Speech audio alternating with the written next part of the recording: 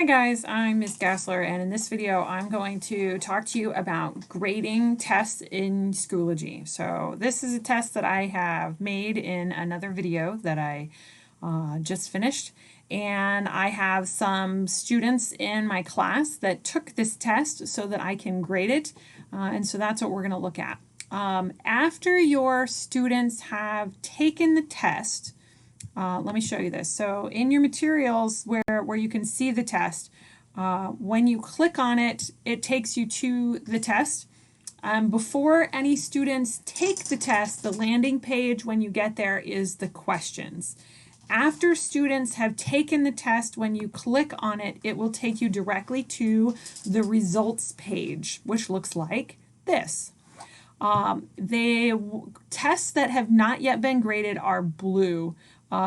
If a student has made more than one attempt, and some of them are graded and some of them are not, it will also show up blue, and students who have not taken the test yet will show up as not having taken the test. So this is what it looks like. Now, when I first started grading tests on Schoology, I didn't really know what I was doing, and through trial and error figured out how to do it, okay? The first thing that I can tell you is that you can click here and give a student whatever grade you want them to right off the bat.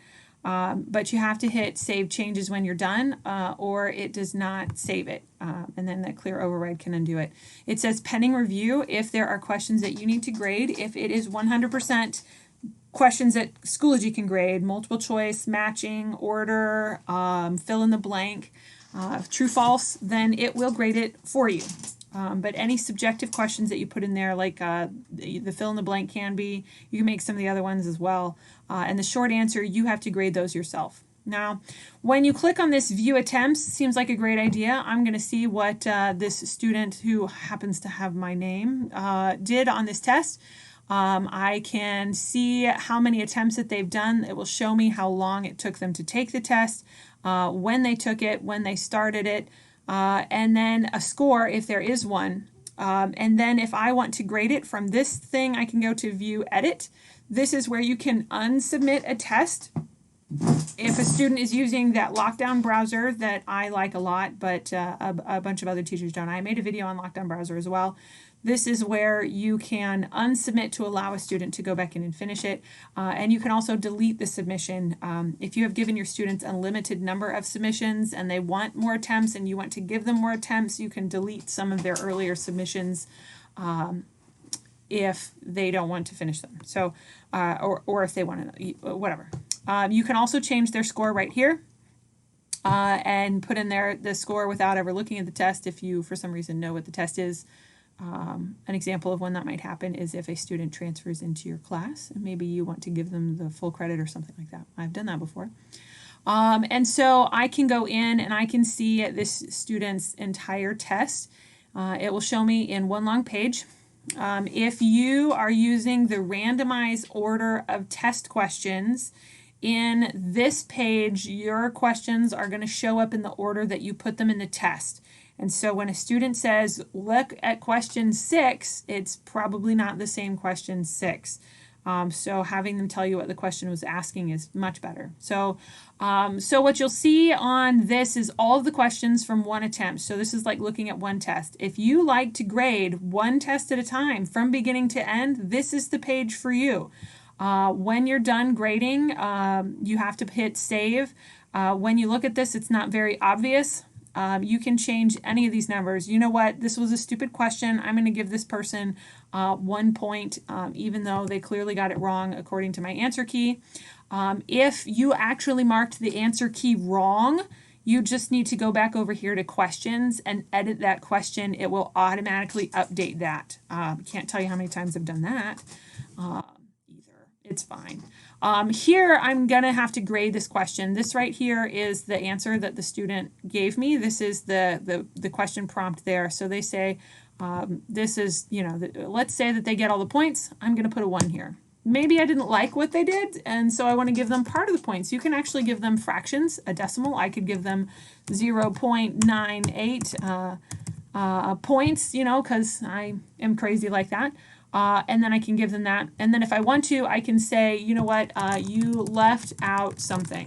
Okay, so now a student will have a comment there because I've decided that I wanted to tell them something about their tests. This is really useful for formative assessments. I do this with my students all the time. By the way, your unit is wrong. Think about what's on top, that kind of thing. You forgot this little thing right here. Your question is answering, or your answer is not answering the question, is something that I commonly write down. If they mix up some of the matching, you can give them partial credit. You can change the numbers on any of these. You don't have to keep the score that it gave you if you decide you want to give them credit for it. This one, transformation is B, so maybe I want to give them half credit, so I'll put in a 0.5 right there. And then if I keep going, through these, eventually I'm going to come to other questions, and I can do that too. And then when you're done, you have to hit Save Changes. Okay. If you don't hit Save Changes, you'll have to go back and grade it again. When you hit Save Changes, it's going to refresh it, and it will have, if you've graded all of the questions, it will now have a score. The students will be able to see the score. The most annoying thing to me, which I have actually talked to Schoology about, is that I don't see a score here. There is not a score anywhere on this page. For my students, they're like, well, click this little thing, because when they're in their test and they click this, it will show them their score. But when you click this, you won't see their score. You'll see statistics about the whole test, which are useful. It will show you, oh, look, this person got a 70. That's actually useful to know. There's only one test I've graded, so that's got to be it. It will give you a lovely bar graph of like how well your students did, and you can get all sorts of information. There's an average and a standard deviation, all this great statistical stuff, if you're just dying to know how your students did overall. You can actually show students this if you want students to know, which could be bad or good, depending on the test and your students. And so that doesn't actually show them the grade. If you want to see the grade that this student got on the test, you're going to have to go back to the View by Student, and then get back to that student set of grades. Clicking right here on the student's name will drop a drop-down menu, and you can see other students and their tests to be able to grade those as well. If you are allowing multiple submissions, you can click here. I can't click there because I've only got one. And it will it'll have a drop-down menu so that you can pick the submission that you need to grade. It does not tell you which submissions have been already graded. So if you have a student who has 5 attempts and they did the first 2 and one, I don't know, you forgot to grade one of them, it won't tell you which one you didn't grade. What I prefer to do, because I am not the kind of person that grades one test at a time, I'm the kind of person that grades one question at a time. See here, now I can see the grade that they got. I can still override this, by the way. If I click right there, I can be like, you know what, that's stupid. Let's just make that an 8.5. Okay, if I really want to. I can also clear that override and go back in there. Okay, I like to grade one question at a time, and so I like to go to this View by Question. Even if you like to grade a whole test, the View by Question is actually really valuable anyway. Because you can see some other information. On average, my students got 1 point out of 1 point on this. The most was 1 and the least was 1, so the average is 1. Blue is a pretty color, and that's because I changed that override score, I think. Here is the subjective one. This is the question that I graded. It will show you some averages here of what the students got. What I like about this screen is that I can grade all of the short answer questions at the same time. I can see specific stats, and it'll show me on these, the average number of characters here. It will show me how many students picked it and whether or not it's correct, that sort of thing. It's useful information by question if you are interested in that. This View Response button is my favorite. This is how I quickly grade in Schoology. I can see everybody's response to this question at the same time. Okay, I can even see my comment, and I believe I can change it too. You left something out. You didn't talk about the particles is really the problem with this answer here. So maybe they shouldn't get 0.98. Maybe they need to get 0.5. I mean, they at least went through some steps, right? I don't know. You can do that however you like. If you're using a rubric, when you click on this little grade, the rubric will pop up for you to use, and I'll make another video about using rubrics because rubrics are awesome on Schoology. This is the other answer. I can grade them all at the same time, and it also tells me down here that one of my students has not submitted a response to this question because Honestly, Hannah doesn't know she's in the class because I stuck her in there without. See, and it even tells me who it is. Hannah didn't submit the test. So I am not going to be able to use or to grade hers. But here I've got this question. It does have the question tag up here if you forget what question you're grading. But then here's this one. This is actually a really good answer, and so I'm going to give Rachel 1 point. Okay. I can add a comment. I usually only add comments if there's something that needs to be corrected, but I know lots of teachers like to give positive feedback as well, so we can say good job. And now Rachel knows that she did an excellent job. And then I can save changes, and that's going to update everybody's test. If there are still other questions that need to be graded, it will still be marked as pending review. But I can go through each individual question, and then I can go back to my view by question list. It looks like you can't click there, but you can. The blue looks like a link and the black doesn't. We're just looking at the view by question. So now I can go back and I can see all the responses for the different questions again. That's my favorite way to grade, okay?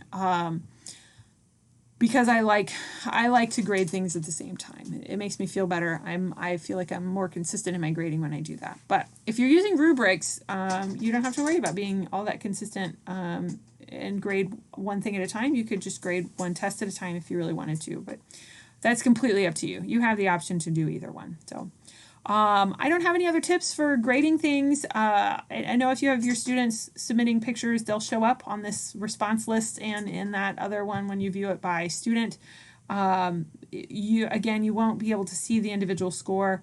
If you have multiple attempts, this is some useful information here. If you have multiple attempts, when you go to view attempts, it will list all of the attempts and the grade that they have on each one. So if you have some settings, when they have multiple attempts, you can have, I didn't show people that. Maybe I can show you that now. When you do multiple attempts, you can tell Schoology how you want it to grade it. I'm going to show you that right now because I didn't show you that in my video about making a test. When you do multiple attempts, where is it? Attempt limit 1 time. Oh, it's right there. Okay, so 6 times. Let's just let them grade it 6 times, okay? You can choose whether it keeps the highest score. So maybe they take it 5 times, they did the best on the 2nd attempt, and they actually did worse on the 3rd, 4th, and 5th attempt. It will keep whatever score was the highest. I really like the last score,